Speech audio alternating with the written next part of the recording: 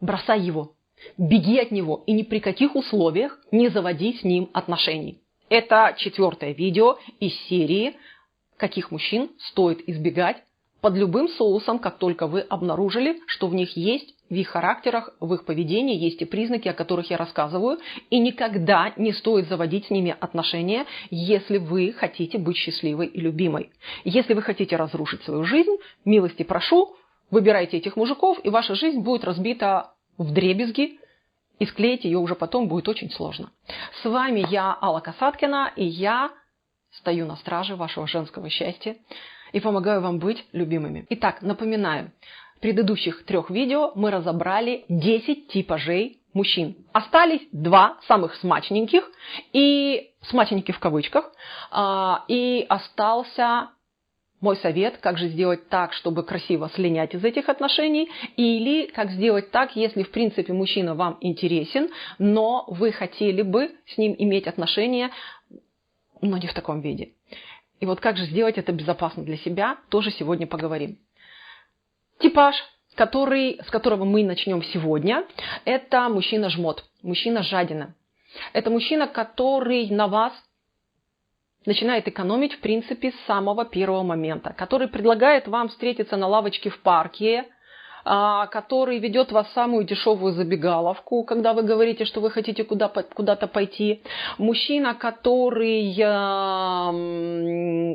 не дарит вам подарков, не делает никаких знаков внимания, настаивает на том, чтобы вы ему возвращали деньги за любые мелочи, которые он тратит на вас, и который тут же норовит пожить за ваш счет. Пожрать у вас, поспать у вас, пожить на вашей территории, не платить ни за какие услуги, которые вы, когда он живет у вас в квартире, типа я тут только гость, не буду платить ни за коммуналку, ни за содержание квартиры, ни за ремонты. Который даже на отдыхе, если вдруг у вас совместный отдых, и даже если вы платите отдельно, часто забывают дома кошелек, и вам приходится за него платить. Это мужчина-жмот. Вам ничего с ним не светит, потому что содержать эту подлюку вы будете всегда. Вы будете всегда чувствовать себя человеком, на котором экономят. Хотите ли вы этого? Скажите себе честно. Если нет, вывод напрашивается сам собой. Изменится ли он? Скорее всего, никогда. Ему нужна очень сильно большая встряска, очень сильная, очень крепкая и очень большой поворот в мозгах. Сделать его вы сами практически не сможете.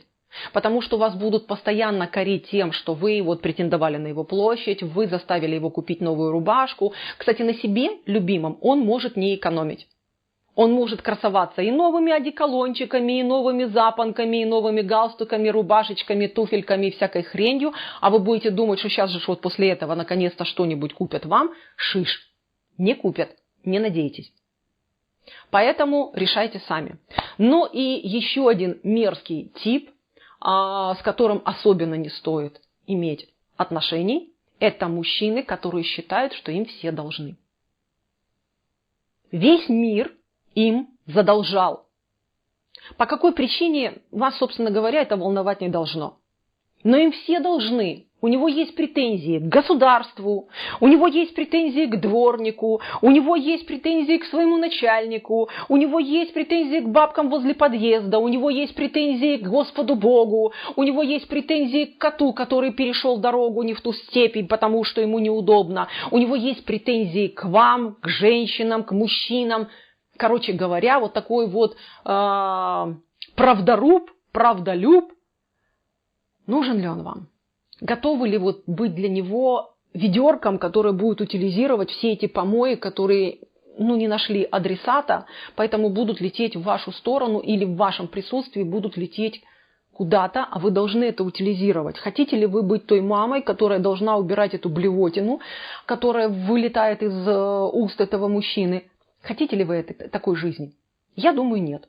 Потому что там нету повода для радости, там нет повода для счастья, там ничего нет, там есть сплошная блевотина. Выбирайте. Итак, мы с вами, напоминаю, 12 типажей мужчин, с которыми не стоит заводить отношения. Еще 13-й добавлю. Это мужчина, который пытается завести с вами отношения, угрожая вам.